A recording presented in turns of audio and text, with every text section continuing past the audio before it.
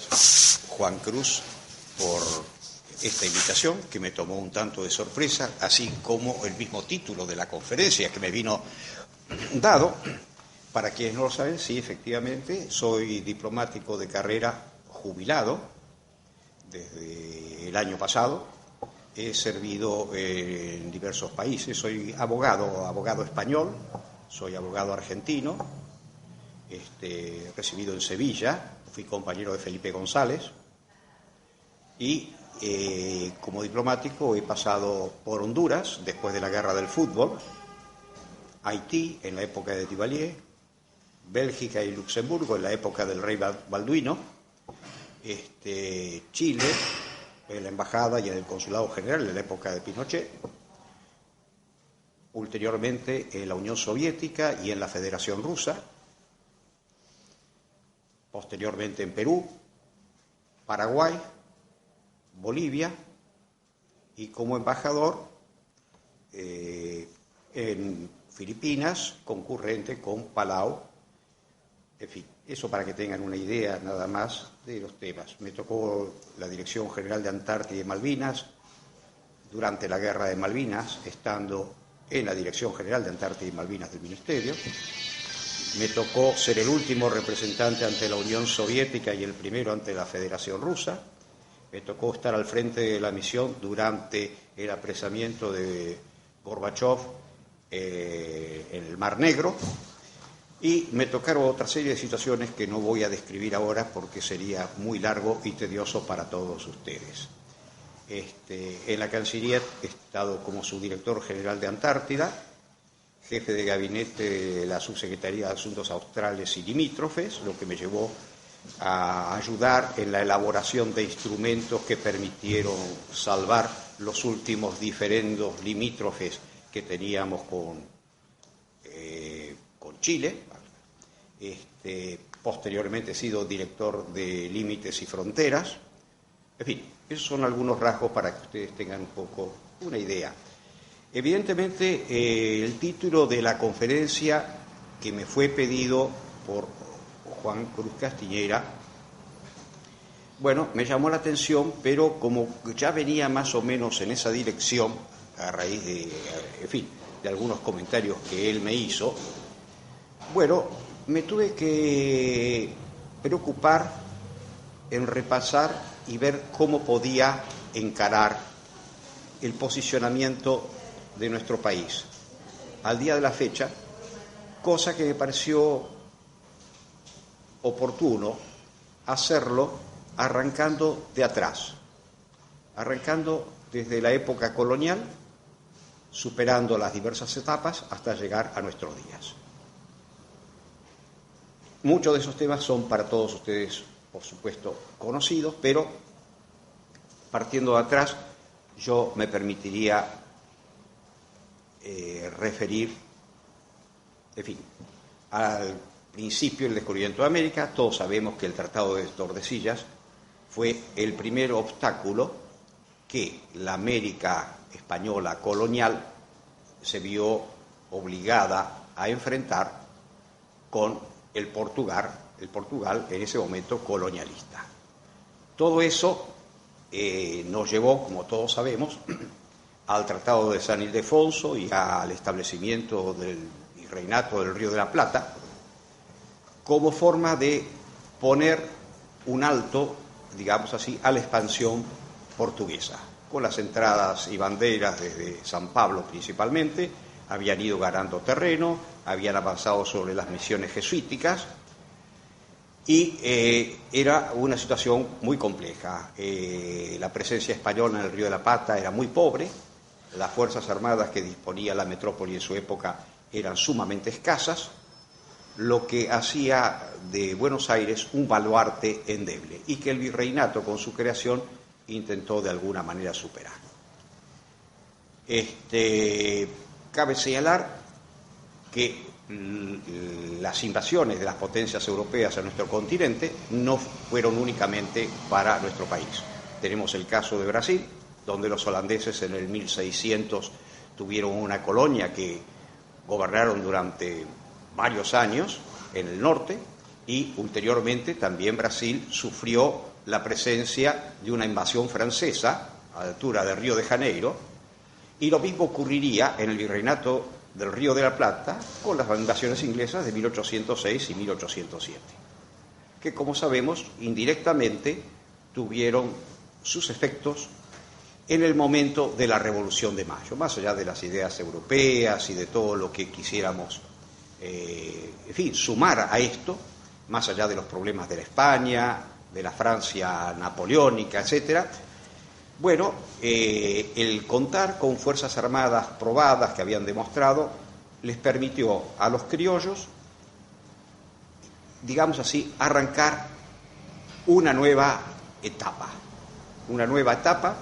enfrentándose no solo a intereses británicos que siempre estuvieron presentes en el Atlántico, sino también a Portugal, que a través del Reino de Portugal, establecido a raíz de la presencia de Napoleón en Lisboa, se había trasladado con Juan VI, que de príncipe regente se transformó en monarca, con sede en Río de Janeiro.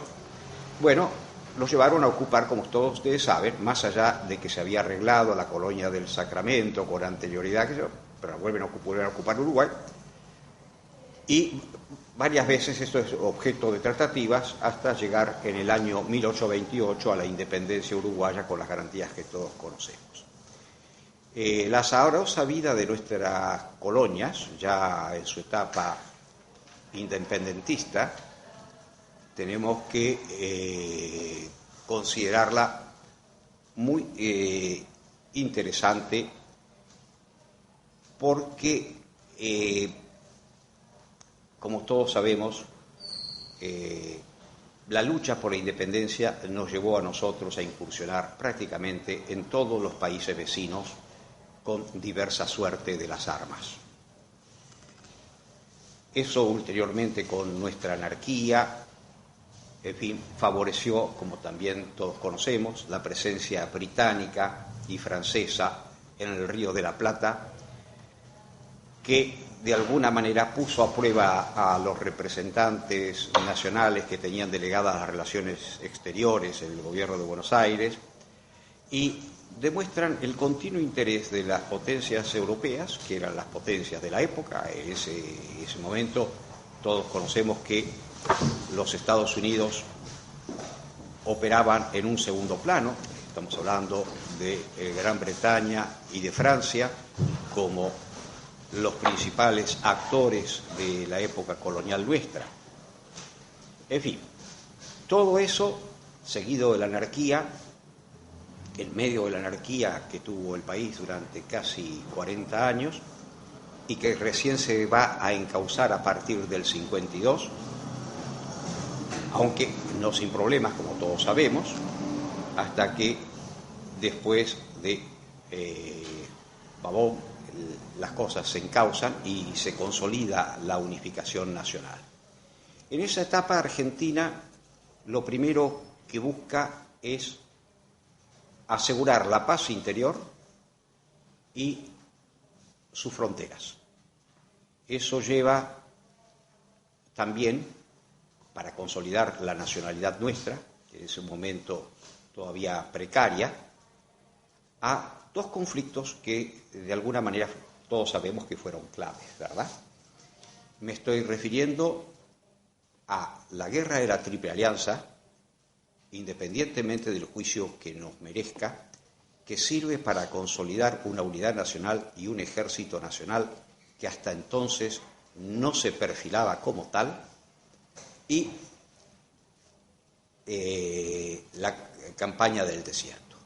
La campaña del desierto, que también puede merecer, a juicio de algunos, opiniones positivas o no tan positivas, tuvo como resultado que pudiéramos asegurar nuestras fronteras hacia el sur, consolidar nuestra presencia en la Patagonia y ayudarnos a saldar algunos diferendos que ya se insinuaban en aquella época por parte de Chile. La guerra del Pacífico, más allá de que Argentina no haya acompañado a Bolivia y a Perú en ese conflicto, permite a nuestro país consolidar, digamos, su presencia en el sur del continente, lo que fue decisivo, fue sumamente importante. Otros temas menores, fronterizos nuestros, fueron prácticamente, objeto de laudos arbitrales y negociaciones directas con potencias extranjeras, Estados Unidos, un ministro americano, el caso de la Puna, en fin, el Reino Unido en algunos otros casos, y ese fue el cometido, digamos así, en el que se empeñaron, digamos así, las autoridades argentinas nacionales en esa segunda mitad del siglo XIX. La pacificación interior, por supuesto que también, estoy pensando en Chacho Peñalosa, Vargas, López Jordán en algún momento cuando se rebela contra Urquiza, en fin, hubo diversos conatos y eventos que merecieron la atención del gobierno nacional. Durante todo ese periodo se va a ver con claridad y cada vez más fuerte las presencias gravitantes del Reino Unido y de Francia. En lo político-económico, evidentemente, la Argentina, con la generación del 80 sobre todo, digamos así, se alinea atrás del Reino Unido, que era la potencia preponderante del momento, en lo político y en lo económico. En la parte cultural, digamos que el alineamiento viene quizás más por el lado de Francia y de otros países como España, Italia, en fin, pero fundamentalmente de Francia en el aspecto cultural. La gravitación del Reino Unido fue importante en Argentina y estuvo vigente con claridad hasta los años 30. Eso hace de nuestro país una potencia agrícola ganadera, con un importante comercio exterior, inversiones, nos proyecta como una promesa internacional, orientada, por supuesto, en ese momento por sectores tradicionales, conservadores, pero que de todas maneras marcaron una importante época en la vida del país.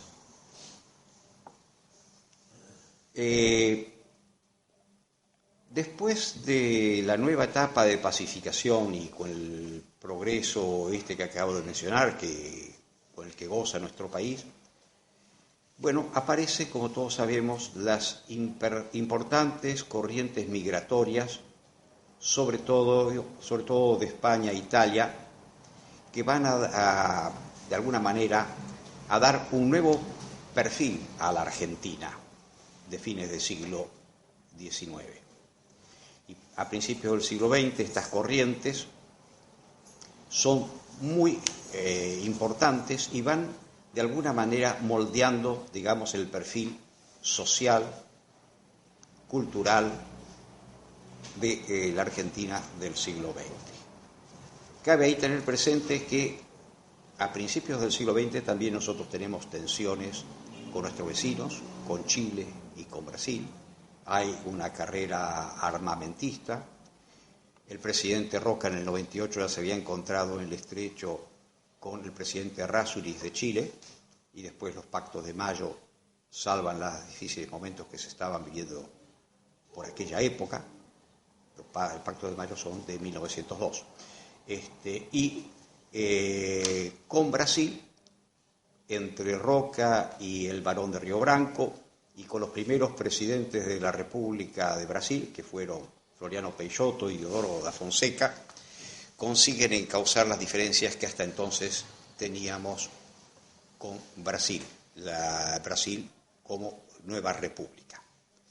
Para ese momento también, en esa época también surge, digamos así, el primer proyecto geoestratégico del ABC, proyecto geoestratégico que no para más que de ser un proyecto, no sigue adelante.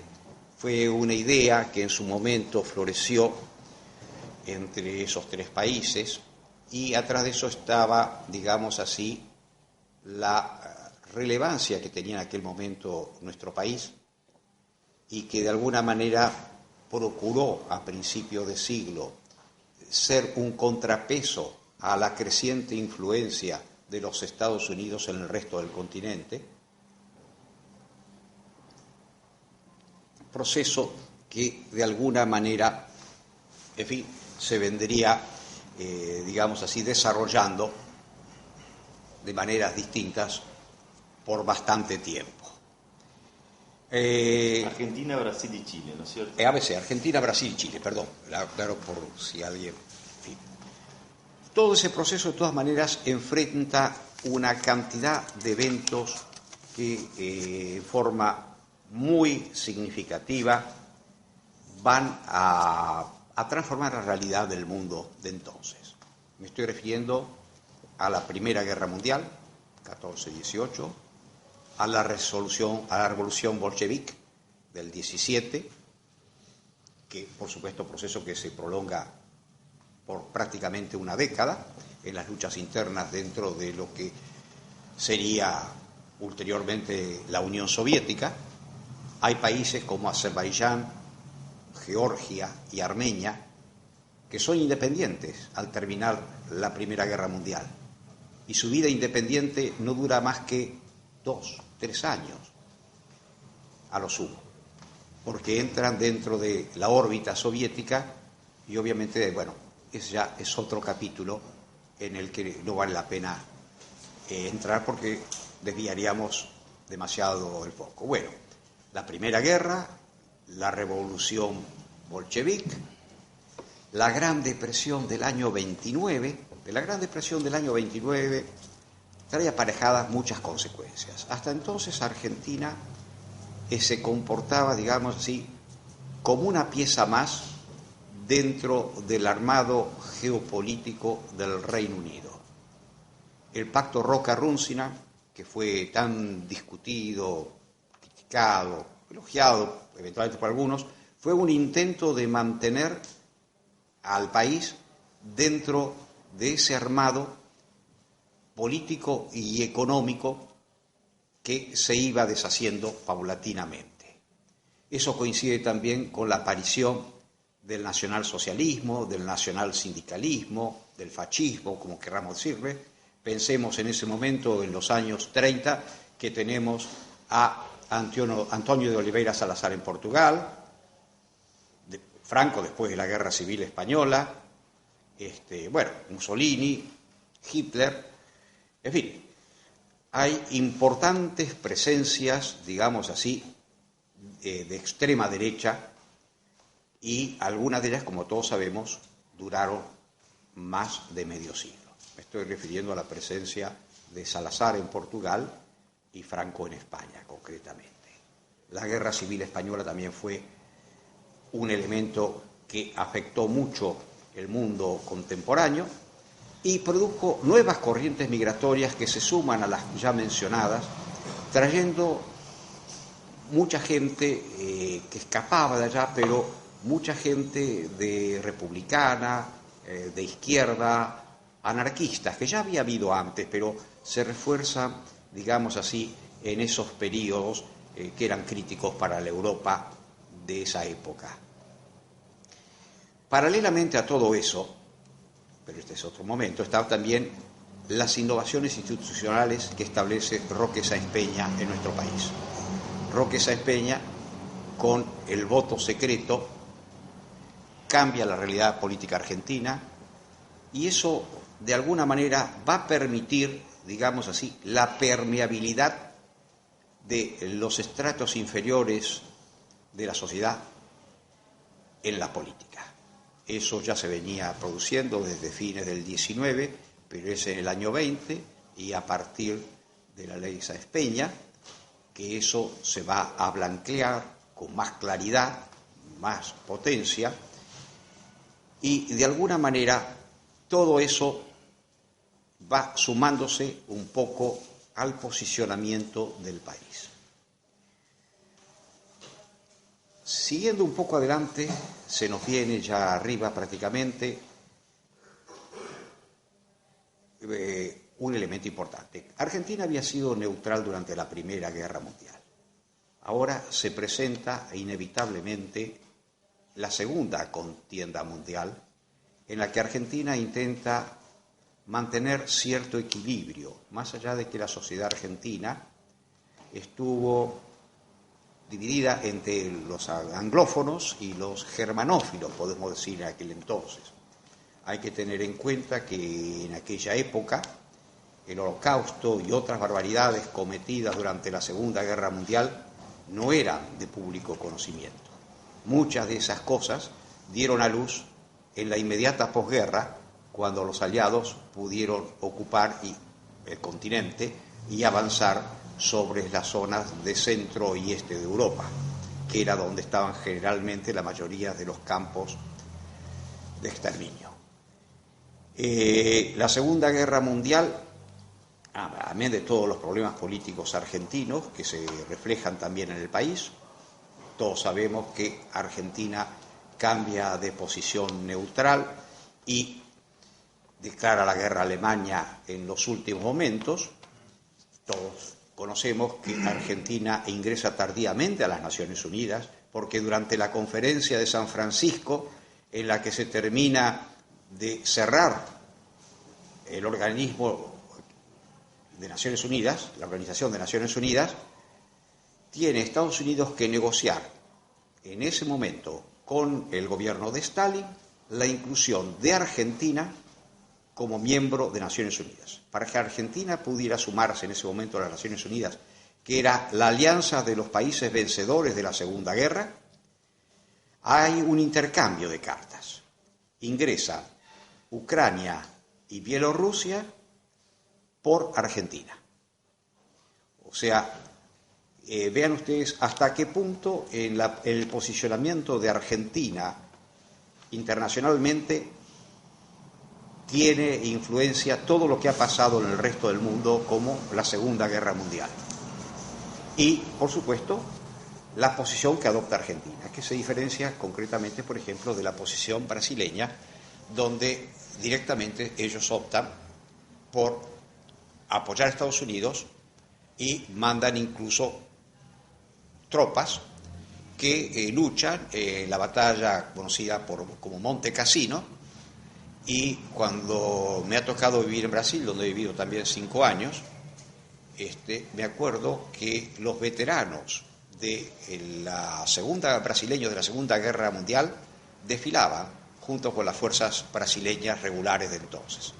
Estoy hablando, yo estaba en Brasil en los años 50, la Segunda Guerra había terminado en el 45, o sea, serían personas que lucharon teniendo 20 y tantos años y que yo las vi desfilar prácticamente, digamos, 15 años después, a lo sumo, en muchos de los casos, o en algunos de los casos. Pero el alineamiento de Brasil con Estados Unidos, todos sabemos que trajo a Brasil, digamos así, un respaldo muy fuerte y le permitió unos pasos sumamente importantes en lo que hace a geopolítica continental y hoy por hoy, bueno, internacional, pero bueno, han pasado muchas etapas de por medio. En esa época tenemos que tener presente que con el primer gobierno de Alessandri en Chile, Getúlio Vargas en Brasil, el general Perón en Argentina, intentan de alguna manera reeditar nuevamente el ABC. ¿El ABC qué es? Es una zona de libre comercio, básicamente, que lamentablemente no pudo prosperar. No pudo prosperar. El suicidio de Getúlio Vargas fue el golpe de gracia a esa iniciativa. Chile tenía algunas reticencias, pero sobre todo Getúlio Vargas y el general Perón estaban embalados en esa iniciativa, que hubiera sido, digamos así, un primer paso inicial en un proceso de integración, a saber cómo, la historia no vuelve atrás, pero es un antecedente presente que no siempre se tiene. En la época de Perón, por supuesto, está el tema de la tercera posición, que todos conocemos. Pero la tercera posición, que se acerca mucho a lo que sería el movimiento de los no alineados, bueno, de alguna manera converge en esa línea. Argentina entra a los no alineados muy tardíamente en general. Los no alineados terminan de configurarse, comienza el proceso en el 1955, y concluye en 1961 en una conferencia en Belgrado, en Yugoslavia. Argentina, en el gobierno peronista de 1973, recién se incorpora como miembro de los no alineados. Lo menciono esto porque es un hecho dentro del posicionamiento que conviene tener en función del título y para tener un perfil del cómo y el por qué las cosas se van dando. Y Argentina sale en 1991, durante el gobierno de Carlos Saúl Menem, de los no alineados. Actualmente, con el gobierno de Néstor y de Cristina Kirchner, Argentina ha estado presente a partir del 2005, y a mí me tocó representar a Argentina en el 2010 en una reunión ministerial que tuvo lugar en Manila a lo largo de una semana, pero Argentina estaba y continúa estando, hasta donde yo sé, como observador del movimiento de los no alineados. Voy a hacer una integración sobre el tema de los no alineados y Argentina. Durante la guerra de Malvinas, que los gobiernos militares de entonces, del proceso, en fin, no habían innovado, pero habían dejado, digamos, en vía muerta, digamos así, su participación en el movimiento de no alineados, cuando la ocupación nuestra de Malvinas y la respuesta del Reino Unido hace que la situación se agrave, obligan a las autoridades de entonces del Palacio San Martín, apoyado por supuesto por la Junta de Comandantes, sin ninguna duda, a ir a golpear la puerta de los no alineados. Y es así que Costa Méndez, después de su participación en los ámbitos de la OEA, de Naciones Unidas, termina viéndose con Fidel Castro en La Habana y recabando el apoyo de los no alineados. Esto durante el tema de la guerra de Malvinas. Es curioso, tuvimos que acudir a los no alineados después de haberlos intentado alejar de ellos, no he dicho romper, alejar de ellos, porque evidentemente las cosas salen en forma muy distinta a como se había previsto. No voy a entrar en ese tema porque eso sería objeto quizás de otra charla, de otra naturaleza, con otra serie de ingredientes que no vale la pena sumar ahora, porque eso nos desviaría completamente de por dónde voy. Bueno, tras la Segunda Guerra Mundial, la Guerra Fría, el mundo bipolar, la situación en Palestina, que es posterior a la Segunda Guerra Mundial, Israel versus los árabes, es terrible, en el 67, la Guerra de los 6 días, en fin, son todas situaciones que de alguna manera van marcando a nuestro país. Eso yo diría que culmina con la caída del muro en el año 90, el muro de Berlín, y con la desaparición de la Unión Soviética el 24 de diciembre de 1991. Perdón, el muro es del 89, discúlpeme, es 89, 1989. Eso produjo, a mi juicio, ahí sí voy a hacer un comentario que puede ser interesante, o por lo menos vale que sea tenido en cuenta, los efectos que tiene la desaparición de la Unión Soviética. La Unión Soviética, con sus pros y sus contras, que era una de las grandes potencias militar, no en el aspecto económico ni demás, al desaparece el muro de contención para al menos 25 etnias y nacionalidades distintas que de alguna manera convivían con relativa pasividad dentro de la Unión Soviética. Antes mencioné Gorbachov y el apresamiento de él en Crimea.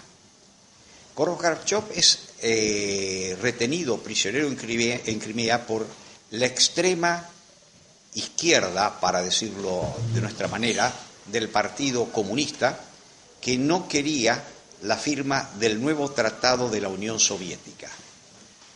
La crisis se produce entre el 17 y el 21 de agosto de ese año 91.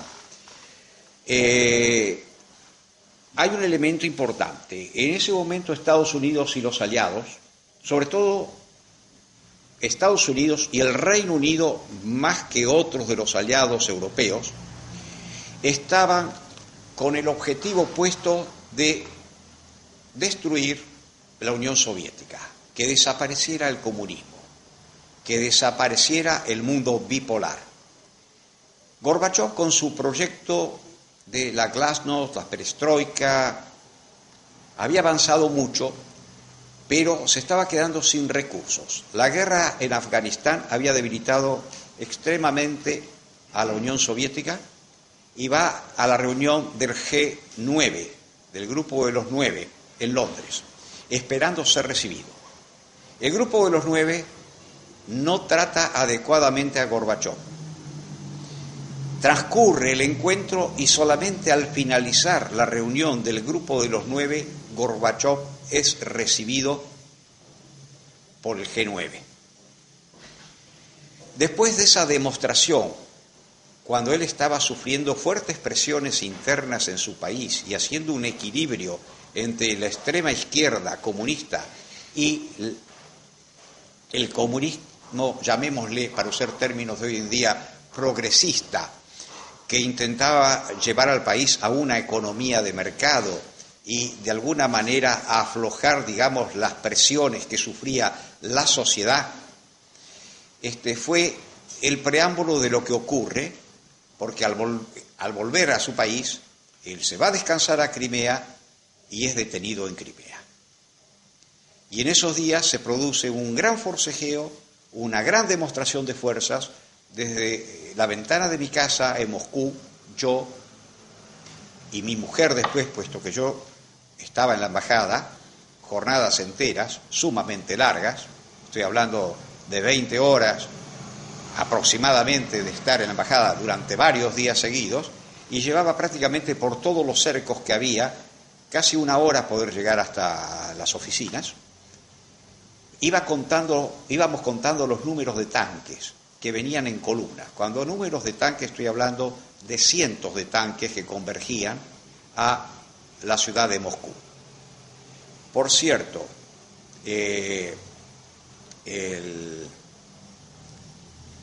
fueron situaciones sumamente difíciles, un momento muy delicado.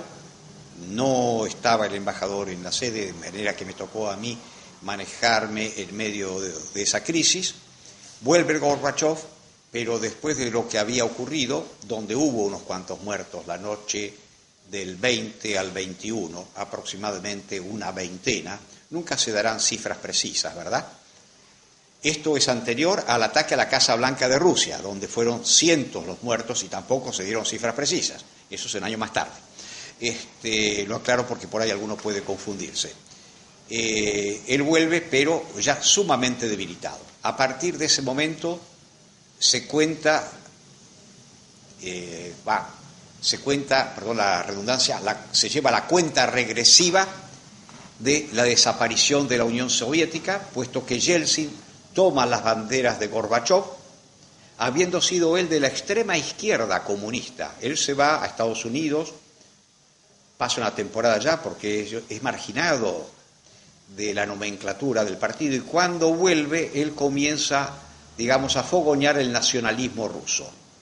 Y poco a poco se va adueñando, sobre todo con esas jornadas, de las banderas progresistas de Gorbachov, y es eso lo que le va a permitir, el 24 de diciembre a la noche de ese año, consolidar su poder con la desaparición de la Unión Soviética y el surgimiento de la madre Rusia nuevamente como la Federación de Rusia. Me pareció interesante hacer ese comentario, creo que a algunos puede resultarles, relevante. Bueno, tras esos eventos narrados brevemente, hay un nuevo capítulo, el mundo unipolar posterior. El mundo unipolar posterior, bueno, se centra, como todos sabemos, en Estados Unidos. La desaparición de la Unión Soviética como tal, que era, digamos así, un encuadre político de contención para muchas nacionalidades, al derrumbarse, permite que afloren otros problemas internos, el caso de Chechenia, el caso de la guerra entre Armenia y Azerbaiyán por Nagorno-Karabaj, que ya se mantenía, ya existía durante la época de la Unión Soviética, pero queda más al descubierto entonces, en fin, y otros proyectos. Y por parte de Estados Unidos, de alguna manera, Estados Unidos se enfrenta a dos situaciones. Primero, reemplaza a la Unión Soviética o Federación Rusa en Afganistán.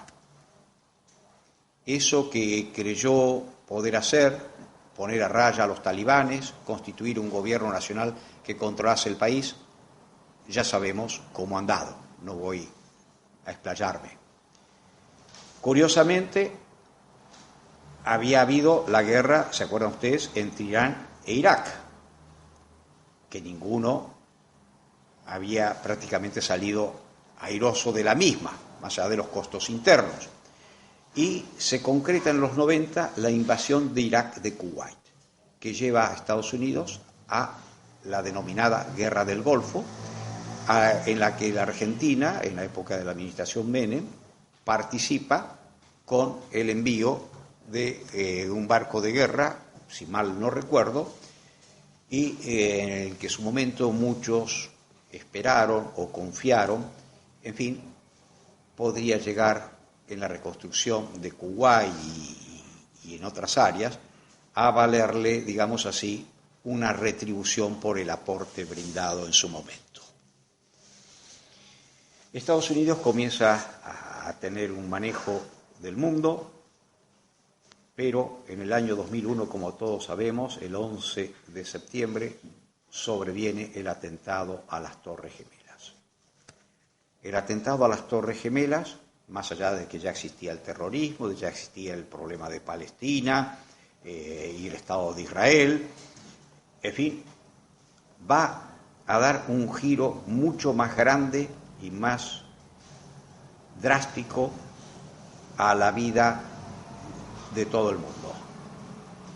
Eso está ejemplificado por todos los controles que hay hoy por hoy para moverse de un territorio a otro, la persecución que se ha seguido adelante, pero con mucha más profundidad del terrorismo en toda escala, y evidentemente trajo muchas consecuencias, y creo que Estados Unidos cometió algunos errores, se equivocó y reiteró algunos errores, sobre todo con la segunda invasión a Irak, donde también, al igual que pasó con la Unión Soviética, al igual que pasó cuando no se defendió en Irán al Shah de Persia debidamente, en la segunda invasión a Irak se comete, para mí, un error al destruir, digamos así, el poder de Saddam Hussein. Todos sabemos que las pruebas que se exhibieron no tuvieron el respaldo que se suponía tenían, y la desaparición de ese poder trajo, en fin, la anarquía que todos conocemos en el Irak actualmente y que nadie consigue encauzar, ni siquiera el gobierno que Estados Unidos procuró apoyar y respaldar durante prácticamente una década, y que una vez retiradas las fuerzas americanas, más allá de los que han quedado como asesores, consejeros, militares, que yo, no ha podido terminar de hacer pie, y ha coincidido justamente con la aparición de otros fenómenos como es el Estado Islámico. Más allá de la persecución a Al-Qaeda, de la muerte de Saddam Hussein,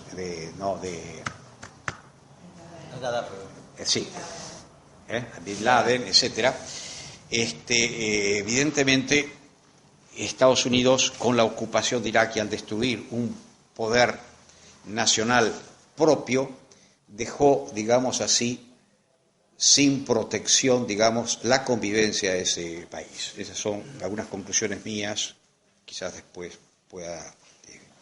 Bueno, todo eso viene aparejado otra vez con las agudizaciones reiteradamente ocurridas en el conflicto palestino-israelí, y ahora, obviamente, sumándose cada día más condicionantes a eso. Pasamos a la crisis económica del 2008, la caída de Lehman Brothers, la crisis de la cual hoy todavía el mundo no termina de recuperarse. Estados Unidos parece estar saliendo, en Europa hay cierta recuperación, pero mucho más tenue hasta el momento. Esto se ha visto entorpecido además por la creciente migración de la gente que se fuga de Asia Menor y de África, y las potencias emergentes, entre los podemos destacar el grupo de los BRIC o de los BRICS, si sumáramos a Sudáfrica.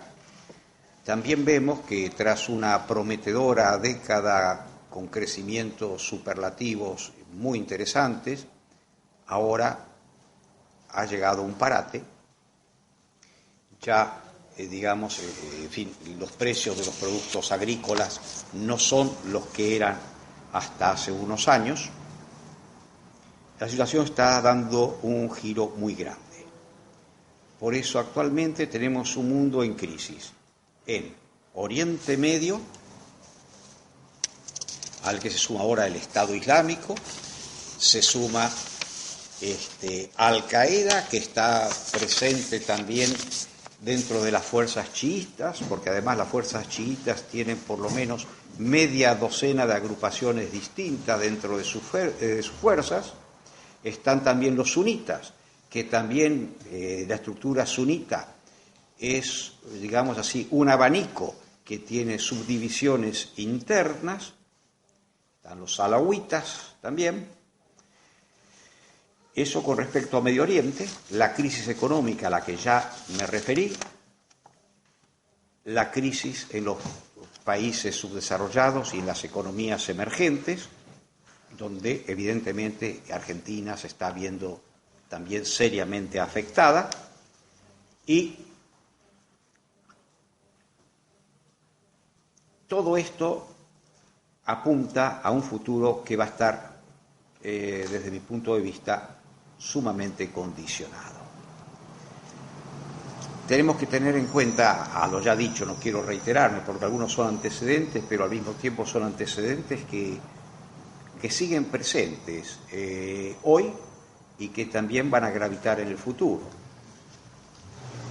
Pero a ellos tenemos que sumar la presencia en los últimos años de China como segunda economía mundial. Desde mi puesto en Filipinas veíamos cómo la presencia china se hacía sentir en todo el sudeste de Asia.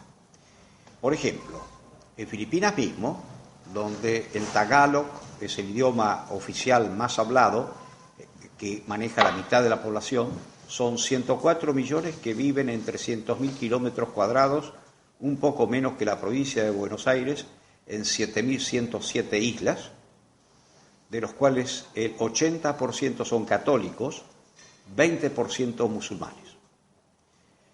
La etnia principal de los filipinos es la malaya, pero hay que tener en cuenta que el 40% de los filipinos tiene también sangre china. Y muchos de los empresarios filipinos y chinos están haciendo negocios conjuntos, joint ventures.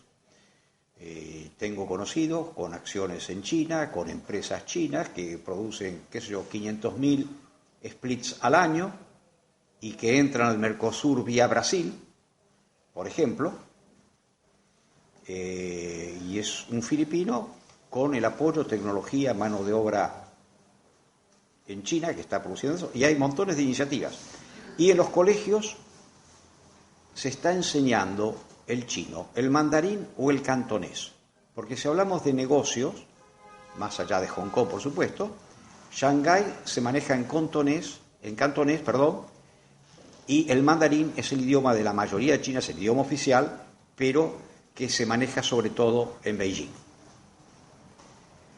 Ese es un primer tema. Ese tema de la presencia china se ve en particular, se vive en diversos países, en las aguas territoriales y las zonas económicas exclusivas, por ejemplo. Estoy refiriéndome a Vietnam, estoy refiriéndome a Taiwán, estoy mencionando a Filipinas, estoy incluyendo a Tailandia, a Malasia, y hay superposiciones en algunos lugares de 6, 7 países sobre distintos atolones, bancos, donde los chinos han levantado estructuras metálicas, de hormigón, como puntos de apoyo, donde han construido helipuertos y estructuras para apoyo de sus embarcaciones. Tan es así que frecuentemente hay incidentes entre pesqueros de distintas nacionalidades. En el caso mío, que es el que conocí más de cerca, entre pesqueros filipinos y pesqueros chinos. Y en algunos casos ha habido intercambio de disparos con algún muerto de algún lado.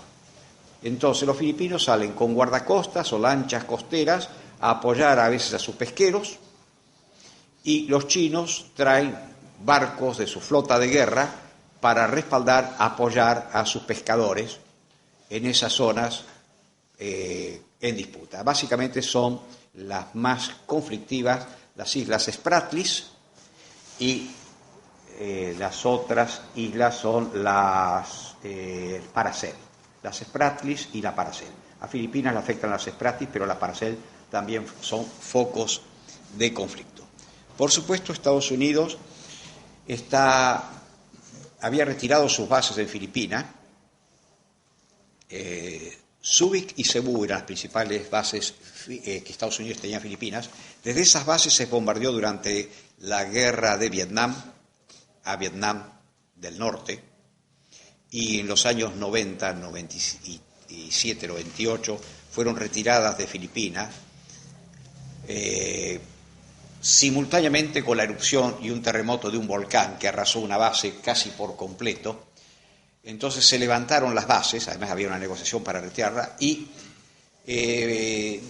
no hay bases, pero sí hay un acuerdo para fuerzas visitantes. Entonces los barcos norteamericanos, cuando creen necesario, tocan tierra en Cebú o en Subic para habituallas, y por supuesto hay 600 asesores militares norteamericanos en Filipinas actualmente.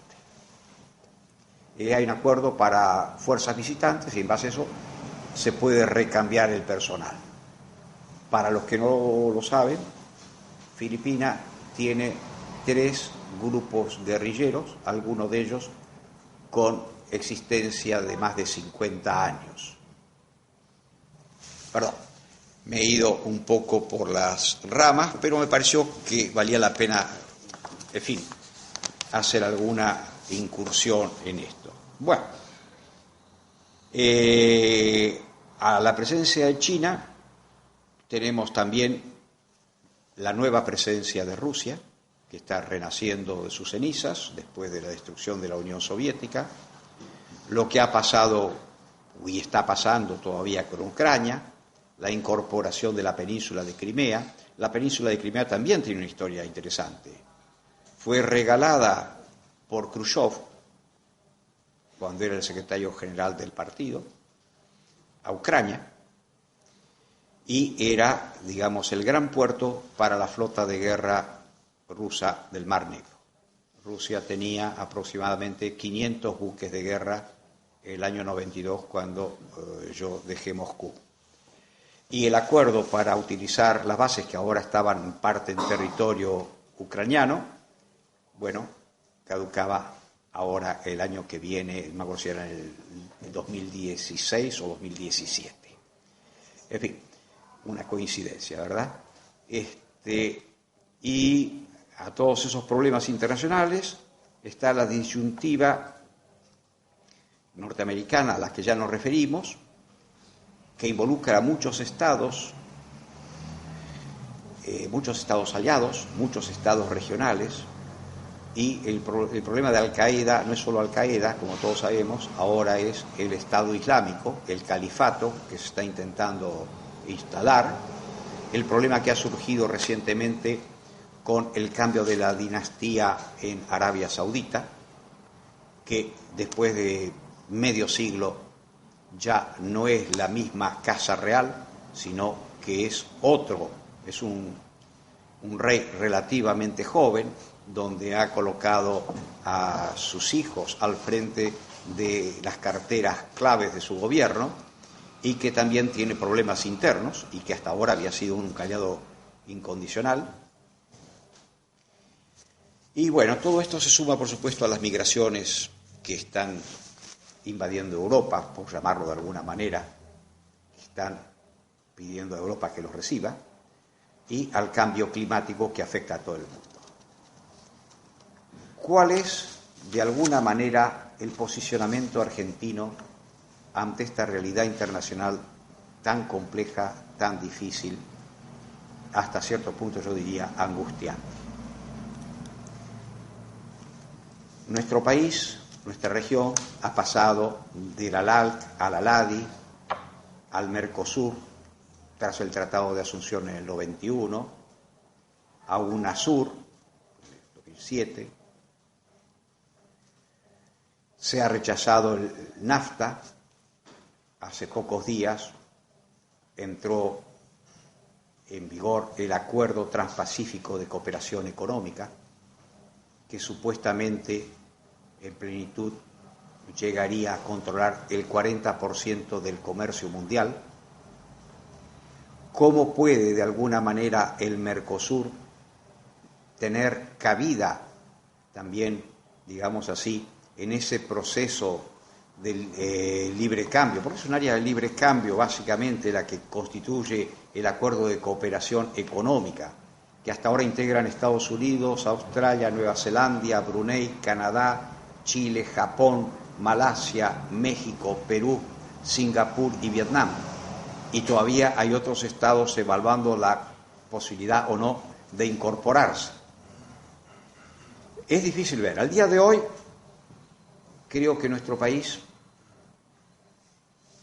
necesita muchas cosas. Necesita revisar muchas cosas, eventualmente corregir su posicionamiento en el mundo. Lo que creo que sería para ello conveniente esperar las próximas elecciones para que nuestras autoridades puedan, de alguna manera, dilucidar el camino que convendría a la Argentina seguir en un futuro. Eso determinaría el posicionamiento. Eso requiere probablemente, son supuestos, no estoy tomando partido por nada, un reordenamiento institucional de la administración estatal en diversos niveles, Ese reordenamiento va necesariamente tener que abarcar las finanzas internas y externas. La deuda externa es un tema crítico, la necesidad de créditos, no hay ninguna duda. El pago de acreedores es insalvable si se quiere superar la actual coyuntura. Va a haber que reactivar, por supuesto, muchos sectores de la economía. Por supuesto, el sector agrícola y ganadero, la industria, que sea viable, que pueda ser competitiva, el sector tecnológico. Hay muchos de ellos que todavía subsisten, que persisten con fuerza. Hay otros que han sufrido por medidas equivocadas adoptadas, por la crisis internacional, por los problemas que enfrenta el Mercosur, el desarrollo científico, el desarrollo de la energía nuclear, que también tuvo un parate de mucho tiempo, últimamente se ha ido retomando, hay acuerdos con Rusia que avanzaría en la construcción de una nueva central atómica. En fin, vamos también a la necesidad de contar con una normalización y mejoramiento de nuestras relaciones en el vecindario, con los países vecinos.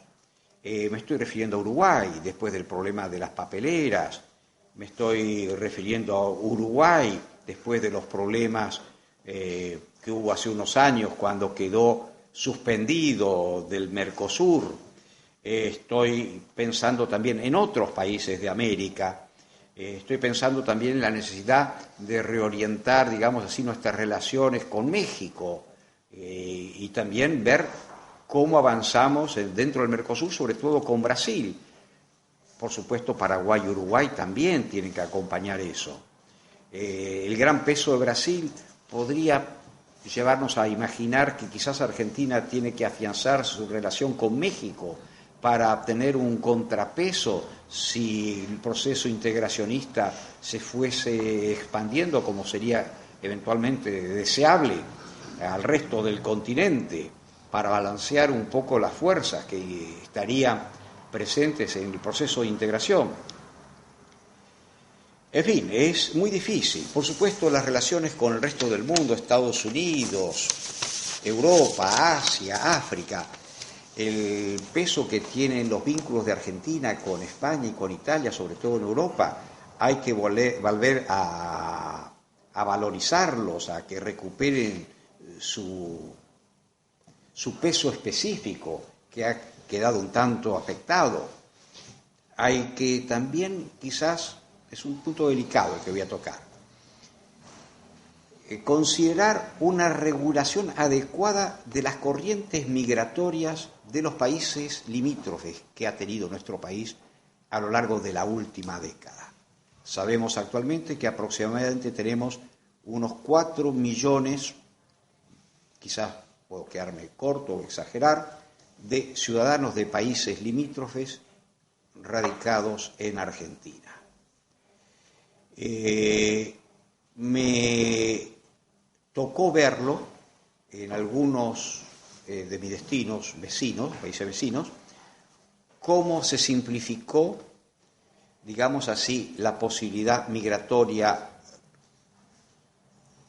legalizada de muchos de ciudadanos que venían acá, facilitando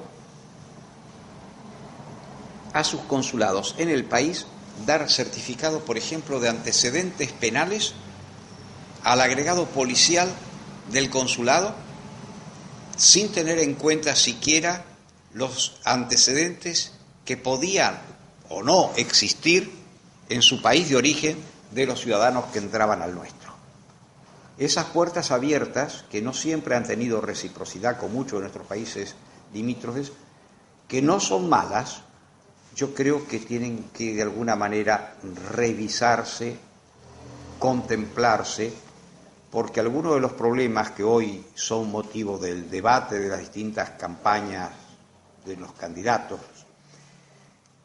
tienen origen quizás a esa apertura de puertas demasiado bruscamente, demasiado amplia, y a lo que habría de alguna manera que intentar encauzar, no solo con la ley.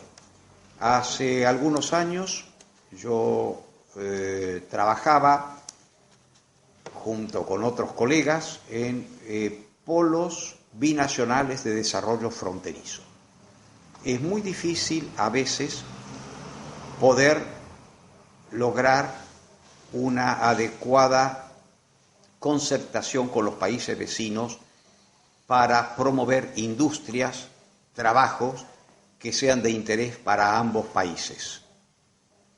En esa alternativa yo tuve oportunidad de hablar con el entonces canciller Tajana, con quien tenía una relación, y le presenté a él una propuesta de crear polos de desarrollo fronterizos nacionales, con el objeto de, primero, desarrollar nuestras fronteras que están muchas veces deshabitadas, son fronteras secas, muchas no tienen ríos, o si tienen ríos pasan gran parte del año sin agua dichos ríos, para hacerlas productivas, para desarrollar las zonas fronterizas de nuestro país, con un doble propósito: desarrollo provincial, pero también descongestionar centros urbanos y zonas superpobladas sin posibilidades laborales, donde ahora se agolpan gran cantidad de migrantes de países vecinos. Eso ayudaría a un desarrollo regional nacional y brindaría la posibilidad, una vez puesto en marcha, y eso sí podría ser objeto de un subsidio, llegado el caso, a los distintos proyectos nacionales de desarrollo fronterizo, de invitar a los países vecinos que correspondiera a los distintos polos que pudieran crearse, a sumarse a ese polo binacional que a partir del polo nacional podrían llegar a constituirse. En un caso concreto, con un país vecino donde yo he servido, se elaboraron muchos proyectos de polos binacionales de desarrollo fronterizo, pero la cantidad de proyectos que se realizó y la profundización de los estudios de los proyectos insumieron una suma sumamente importante de dinero sin haber producido ningún resultado concreto que yo conozca hasta el día de hoy, lamentablemente. Me referí a eso porque me pareció que es un tema interesante, por lo menos que se conozca, y después tenemos también la necesidad de recuperar una presencia activa y constructiva en distintos escenarios internacionales. Naciones Unidas, tanto en el Consejo de Seguridad como en iniciativas y propuestas superadoras de los problemas existentes, en el grupo de los 20, en el G20, con el objeto justamente de reforzar el protagonismo, donde hemos estado al borde en algunos momentos de quedar afuera del G20, y buscar también soluciones económicas y financieras a través de este grupo que es mucho más ampliado que los otros. Lo mismo se puede decir de la Organización Mundial de Comercio y las correcciones que también, por supuesto, necesitan el orden económico internacional a través del Fondo Monetario, del Banco Mundial, la Organización Mundial de Comercio.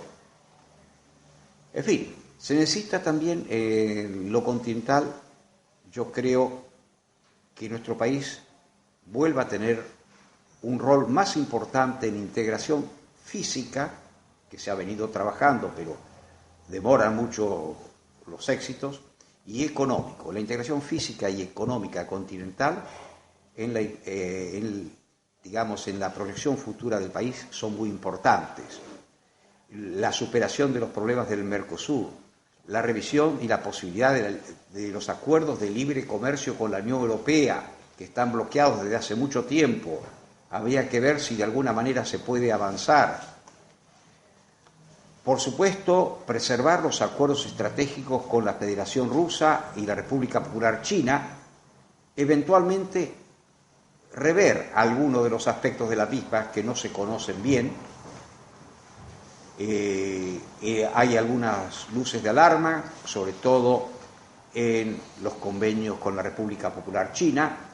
He escuchado voces que me han traído una cierta tranquilidad, pero reconozco que es necesario difundir mayores datos para que la opinión pública esté tranquila, sea consciente de lo que tenemos entre manos, de lo que nos puede reportar, de a dónde nos puede llevar. Y bueno, por último me atrevo a decir que lamentablemente creo que la formación política, la cultura política argentina, nos hace muy difícil alcanzar consensos mínimos a veces en políticas nacionales. No me voy a referir a políticas de Estado, a políticas nacionales. Este no es un factor menor para dirimir los parámetros de nuestra política exterior. A ese tema tenemos que pensar que hay que sumar los vínculos que tiene la política interna con la política exterior a desarrollar. Sin tener claro, digamos así, los lineamientos de dentro de casa, es difícil poder proyectar, con precisión al menos, lo que queremos fuera de ella. Evidentemente, el mayor desafío de todo esto recae, por supuesto, en los líderes y dirigentes políticos y sociales, si ustedes quieren, pero no cabe duda también que en la sociedad en general hay una gran responsabilidad en lo que pueda ocurrir y en lo que pueda depararnos el futuro. Con esto es todo, espero no haberlos aburrido demasiado, espero que les haya resultado de interés, les agradezco la presencia, les agradezco la paciencia y si